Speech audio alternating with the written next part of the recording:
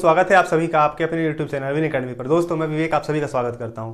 दोस्तों current affairs की कड़ी में आइए आज हम आगे बढ़ते हैं और आज मैं आपको कुछ अलग सी बातें बताने जा रहा हूं। मतलब आपका आरबीआई हो गया, आपका कुछ स्पोर्ट्स रिलेटेड हॉकी हो गया, इन सब चीज़ों के बारे में हम चर्चा करते हैं कि इनकी आखिर शुरुआत कैसे हुई और कब खेला गया, आरबीआई की स्थापना कब हुई, पहला गवर्नर कौन था। मेनली आज मेरा दो टॉपिक है, एक है आपका आरबीआई और एक है आपका हॉकी। बिल्कुल कम समय में एकदम आपका कम से कम समय लूंगा और आपको बेस्ट चीज देने की कोशिश करूंगा। ठीक है, आइए स्टार्ट करते हैं। पहला टर्म है आरबीआई के नए डिप्टी गवर्नर बने। दोस्तों ये एकदम हाल का करंट अफेयर है, ये बिल्कुल एक दो दिन पहले का करंट अफेयर है ये, कि आरबीआई के नए डिप्टी गवर्नर कौन बने हैं। तो आपके बने टी रविशंकर नाम के व्यक्ति आरबीआई के नए डिप्टी गवर्नर बने हैं। अब दोस्तों यहाँ पे एक टर्म आया है आरबीआई। आरबीआई का मतलब आज समझते हैं हम, ठीक है, ए टू जेड सारी चीजें आरबीआई के बारे में। आरबीआई, सबसे पहले आरबीआई का फुल फॉर्म होता है रिजर्व बैंक ऑफ इंडिया। क्या होता है? Reserve bank of India. ठीक है, इसकी स्थापना कब हुई थी? इसकी स्थापना हुई थी दोस्तों 1 अप्रैल 1935 को। कब हुई थी? 1 अप्रैल 1935 को इसकी स्थापना हुई थी। ठीक है, इसकी स्थापना कब हुई थी? तो 1 अप्रैल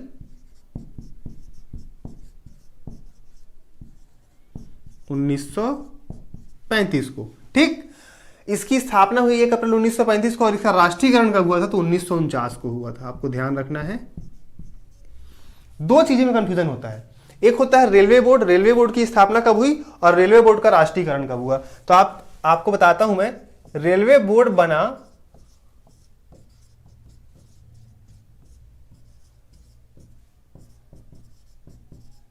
1905 में। ठीक है, जबकि रेलवे बोर्ड का राष्ट्रीयकरण हुआ 1950 में। आप अगर इस चीज को याद रखते हैं तो आरबीआई में आप कभी गलती नहीं करेंगे कि आरबीआई की स्थापना 1 अप्रैल 1935 को हुई, जबकि इसका राष्ट्रीयकरण 1949 में किया गया। आरबीआई के वर्तमान गवर्नर की बात करूंगा, अभी वर्तमान में गवर्नर कौन है? तो ये वर्तमान गवर्नर की अगर बात करता हूं मैं, तो हम सभी जानते हैं वर्तमान गवर्नर कौन है दोस्तों, तो शक्तिकांत दास।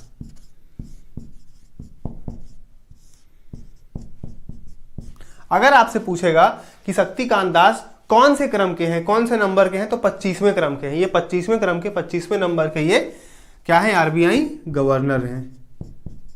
ठीक, उसके बाद अगर पूछता है आपसे कि आरबीआई के पहले गवर्नर कौन थे, ठीक है, आरबीआई के पहले गवर्नर थे आपके ओवी स्मिथ।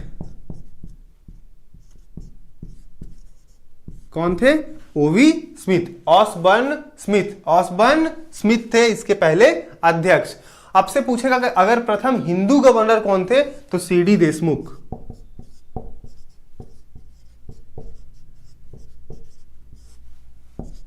ठीक है, प्रथम हिंदू गवर्नर कौन थे आरबीआई के? तो सीडी देशमुख थे। ठीक है, अच्छा आरबीआई का काम क्या है? तो आरबीआई जो है भारत में बैंकों का बैंक है, भारत सरकार का बैंक है। ठीक है, हम और आप जो है अपना खाता आरबीआई में नहीं खुलवा सकते हैं। आरबीआई जो है बाकी के बाकी कॉमर्शियल बैंक जो है, जितने भी वाणिज्यिक बैंक हैं, उनको क्या करता है? पैसा उधार देता है, पैसा देता है। ठीक है, तो ये आपका हो गया आरबीआई। आरबीआई में एक गवर्नर होते हैं, 4 डिप्टी गवर्नर होते हैं। आरबीआई में एक गवर्नर होते हैं, 4 डिप्टी गवर्नर होते हैं। उन्हीं 4 में से भी एक नए बने हैं डिप्टी गवर्नर, टी रविशंकर। कौन बने हैं? टी रविशंकर नाम के व्यक्ति जो है अभी नए डिप्टी गवर्नर बने हैं। ये आए हैं आपके बीपी कानूनगो। एक्चुअल में 4 डिप्टी गवर्नर में एक है आपके Michael Patra, NS Vishwanathan, MK Jain, T Ravishankar. T Ravishankar जो है ये आए हैं बीपी कानूनगो नाम के एक व्यक्ति थे जो आपके डिप्टी गवर्नर थे। उनके स्थान पर कौन आए हैं? तो आपके T Ravishankar. Michael Patra, NS Vishwanathan, MK Jain और टी रविशंकर। आरबीआई क्या करता है? जो आपके 2 रुपए या 2 रुपए से अधिक की जो मुद्रा है उसका निर्गमन आरबीआई करता है। मतलब उनके नोटों पर जो होता है आरबीआई के गवर्नर का हस्ताक्षर होता है, जबकि 2 रुपए से कम मतलब 1 रुपए की मुद्रा या उससे कम की मुद्रा पर जो होता है वित्त मंत्रालय के वित्त सचिव के हस्ताक्षर होते हैं। परीक्षा में प्रश्न पूछता है कि 1-2 रुपए से कम की मुद्रा पर किसके हस्ताक्षर होते हैं? तो याद रखिएगा वित्त मंत्रालय के वित्त सचिव के, फाइनेंस मिनिस्ट्री के फाइनेंस सेक्रेटरी का जो होता है वो साइन होता है। मोस्ट इंपॉर्टेंट क्वेश्चन है। ठीक है, तो ये सारी बातें किसके बारे में हो गई? आपका ये RBI, reserve bank of India. ये 4 प्रकार के आपके इसमें आपको रेट देखने को मिलेंगे। हाँ, मोस्ट इंपॉर्टेंट क्वेश्चन है, भारत में मौद्रिकृत नीति कौन जारी करता है? तो भारत में मौद्रिकृत नीति कौन जारी करता है? तो आपका आरबीआई जारी करता है। आरबीआई ही आपका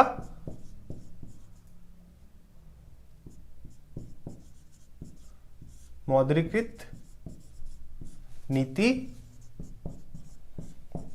जारी करता है। अब ये मौद्रीकृत नीति क्या है?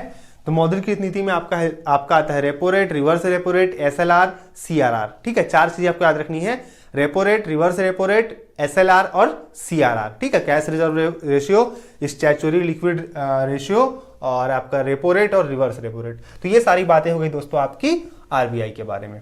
ठीक, क्लियर हुआ? आगे बढ़ते हैं। मैंने लिखा है अगला पॉइंट, पुरुष हॉकी, भारतीय पुरुष हॉकी टीम के कोच कौन है? अब यहां बात आती है हॉकी की, तो हॉकी के बारे में आज मैं कोशिश करता हूं आपको कुछ अच्छी बातें बता पाऊं। पहला क्वेश्चन जो मैंने लिखा है कि पुरुष हॉकी भारतीय टीम के कोच हैं आपके ग्राहम रीड। इसको आपको याद रखना है, ग्राहम रीड है। ठीक है, हॉकी जो होता है दोस्तों, ये खेलने की जिसकी अवधि थी पहले वो थी 70 मिनट। ठीक है, हॉकी खेलने की जो अवधि थी वो कितनी थी? 70 मिनट। अब इसकी अवधि कितनी है? तो याद रखिएगा 60 मिनट, 1 घंटा इसकी अवधि है अभी कुल। ठीक, इसकी अवधि कितनी है? 60 मिनट। अगला है हॉकी इंडिया के अध्यक्ष कौन है? तो हॉकी इंडिया जो है भारत में, अच्छा सबसे पहली बात, भारत में हमको पहले ये पता होना चाहिए कि भारत का राष्ट्रीय खेल क्या है। तो आपको याद रखना है भारत का राष्ट्रीय खेल हॉकी है। हमको 50 से 60% लोगों को तो यही नहीं पता रहता है कि हमारे भारत का, हमारा अपना राष्ट्रीय खेल क्या है, नेशनल गेम क्या है, तो आपका वो हॉकी है। और हॉकी का जादूगर किसे कहते हैं? मेजर ध्यानचंद को। मेजर ध्यानचंद को क्या कहते हैं? हॉकी का जादूगर कहते हैं। उन्हीं के उपलक्ष्य में 29 अगस्त को राष्ट्रीय खेल दिवस जो है आपका सेलिब्रेट करते हैं हम प्रतिवर्ष। कब कब करते हैं? 29 अगस्त को ध्यानचंद जी के जन्म दिवस के उपलक्ष्य में राष्ट्रीय खेल दिवस मनाते हैं। उसी दिन आपका राजीव गांधी खेल रत्न वगैरह अवार्ड की घोषणा होती है। तो हॉकी इंडिया के अध्यक्ष कौन है? तो आपके ज्ञानेंद्रो निंगोमबाम।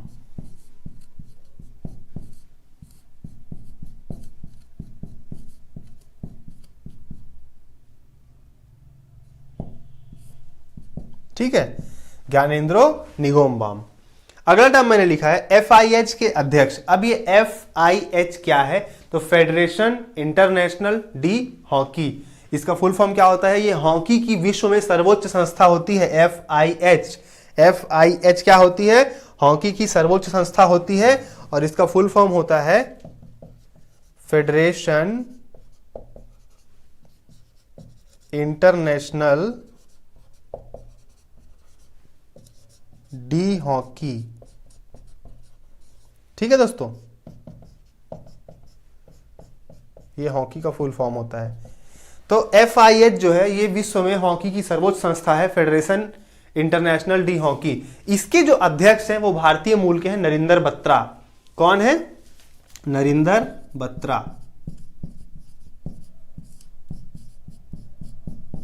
क्लियर हुआ? अगला है 15वां हॉकी विश्व कप 2023 पुरुषों का कहां होगा? तो 15वां विश्व कप जो है हॉकी का 2023 ये भारत में होगा। कहां होगा दोस्तों? भारत में होगा। ठीक है, उड़ीसा में।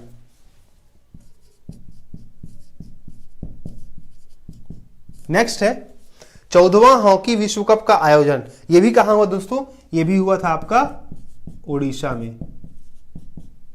ठीक है, इसमें 14वें हॉकी विश्व कप में बेल्जियम जीता था नीदरलैंड को हरा करके।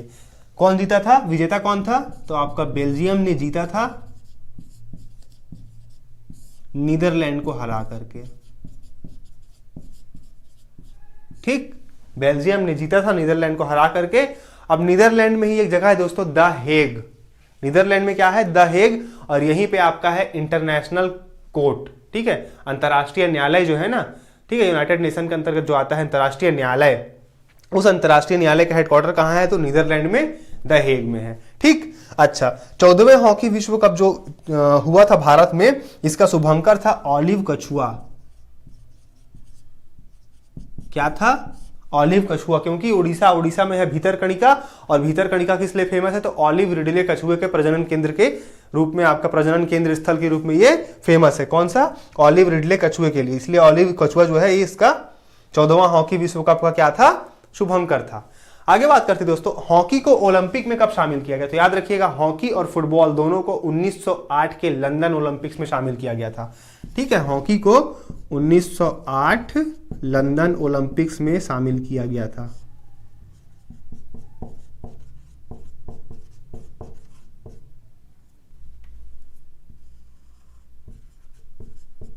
क्लियर हुआ?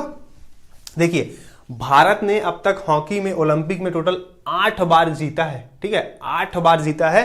पहली बार जीता था 1928 में, जो ओलंपिक हुआ था एम्स्टर्डम में। इसमें भारत ने पहली बार गोल्ड जीता था, फर्स्ट गोल्ड। ठीक है, और आखिरी बार जीता है 1980 में। आखिरी बार कब जीता है भारत ने? 1980 में। कुल 8 बार जीता है इसने, भारत ने। ठीक है, अगला है महिला हॉकी महिला वर्ल्ड कप 2022 होगा आपका स्पेन। ठीक है, कहां होगा? आपका स्पेन और नीदरलैंड्स में।